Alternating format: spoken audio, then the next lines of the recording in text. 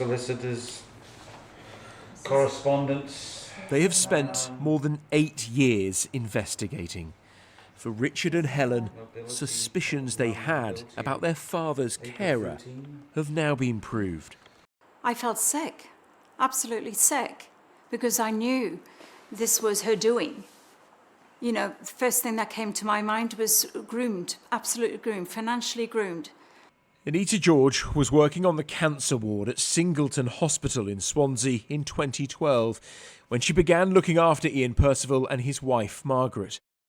Dad used to do the walking of Snowy, their dog, and one evening she happened to be on the promenade and crying about her relationship, I believe, and Dad, being the caring great man he is, he was concerned, and that's how they met. It was a private arrangement, not through the NHS.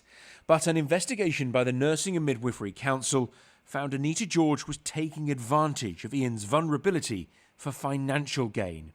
His children, who live in Australia, became aware that she was accepting thousands of pounds in gifts from their father. It was only when he died in 2016 they unearthed the extent of her control. Named as a beneficiary in his will, inheriting property worth hundreds of thousands.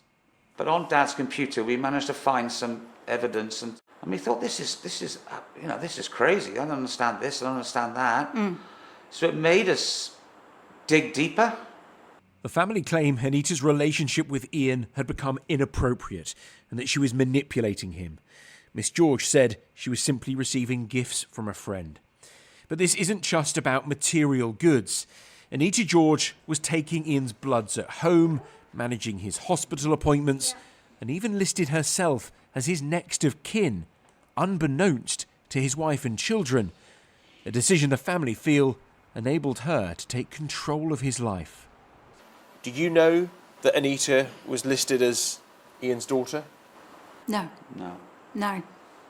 Is there a failure there, in your opinion, by the NHS? Oh, absolutely. Absolutely.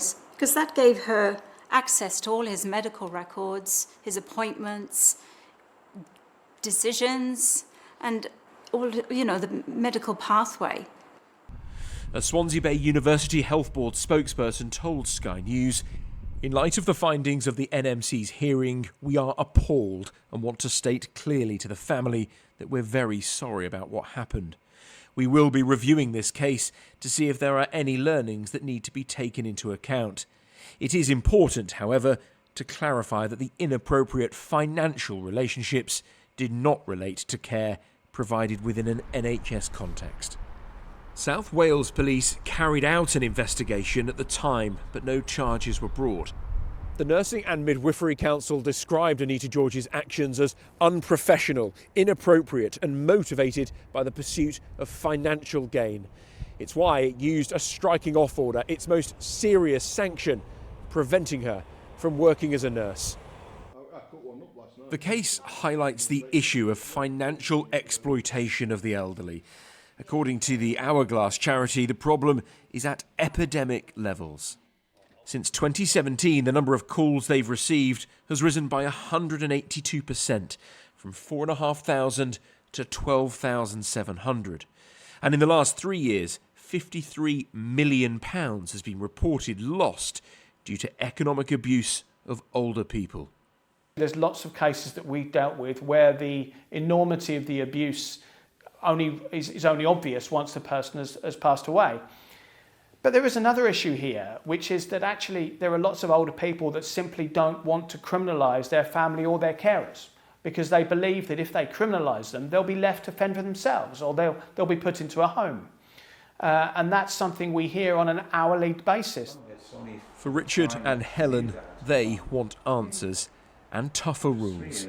We want legislation put in place that carers just can't be caring without the proper checks. Background checks.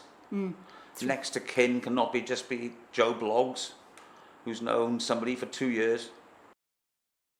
Anita George did not want to be interviewed for our report. Her legal team argued this all happened outside of her formal employment as a nurse, and that the situation was unlikely to happen again as her personal life has changed and she's now married. But her actions have left a significant impact on Ian's family. The biggest mistake was, that meeting, that promiscuous meeting, walking Snowy, and her being on that promenade at that time. Yeah, that was. And we don't think it was a coincidence at all. We don't think it's a coincidence. It was not a coincidence. You think it was calculated from that moment, Helen? Absolutely. Yeah, I do. We both do. Yeah. Their long battle for justice means Anita George can no longer practice as a nurse. Dan Whitehead, Sky News.